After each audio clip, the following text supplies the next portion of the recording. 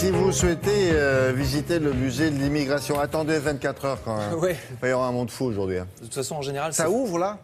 Oui, enfin, ça ouvre pour lui, mais en général, c'est fermé le lundi.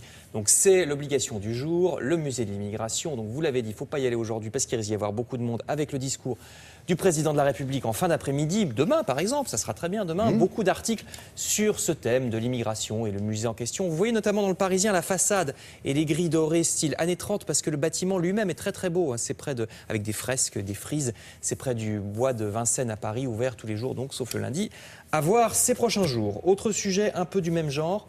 Là aussi, il y a beaucoup d'articles. Vous allez voir Le Parisien, Libération, 20 minutes, etc. C'est un programme qui passera ce soir sur France 4 qui s'appelle L'amour en cité. Histoire d'amour dans les banlieues difficiles. Justement, c'est pas facile, l'amour dans les cités.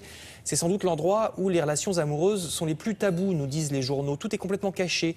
Les gens interviewés dans ce film parlent du poids des traditions, de leurs parents immigrés précisément. Marcher dans la rue, par exemple, en tenant la main de son ou sa fiancée est tout bonnement impensable, disent-ils. Une jeune femme raconte même que sa mère l'a giflée parce qu'elle avait fait la bise à un ami. Dans le cas de l'homosexualité, n'en parlons pas, c'est encore plus violent. Donc super documentaire à voir ce soir. C'est dommage, c'est un peu tard, c'est à 23h25 sur France 4, mais ça vaut le coup. Alors vous le verrez sur Internet demain. Je passe à une autre tradition moins lourde à porter, celle-là même toute légère, puisqu'il s'agit des boules de Noël. Grand article dans le journal La Croix. Ils sont allés à Meisenthal en Moselle, un des centres de fabrication des boules de Noël traditionnelles avec le village voisin de Götzenbrück. Alors au départ, c'était des pommes. Là, c'est bien ça. Vous avez fait C'est en allemand Moselle, langue, oui, non? en effet. Ah ouais. C'est à la limite de la Moselle et de À l'Alsace. chaque fois, ils cherchent des articles où on parle de... Mais pas du tout. Ouais, Les boules de Noël, j'y peux rien. C'est pas du sud-ouest. Donc au départ, c'était des pommes qu'on mettait sur le sapin en signe d'abondance et progressivement c'est passé aux boules de Noël qu'on connaît vers la fin du 19e siècle. Il y a maintenant un centre international de l'art verrier à Meisenthal donc. Vous voyez, je me trompe quand même. Avec des créations contemporaines que vous avez vues à l'image, c'est dans La Croix.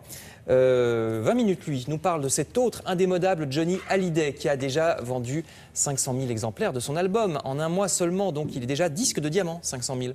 Normalement, ça veut dire qu'avec Noël, il va peut-être passer le million. Album Restez vivant et article dans 20 minutes.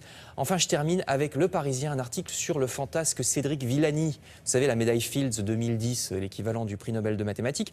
Il veut créer un musée des mathématiques avec des conférences, des expositions aussi pour montrer l'importance des maths dans la vie, dans l'industrie par exemple, puisque pas un téléphone portable, ni un avion, ni un métro ne fonctionnerait sans les maths.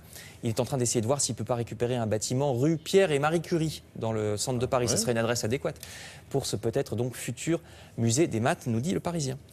Merci beaucoup. On continue.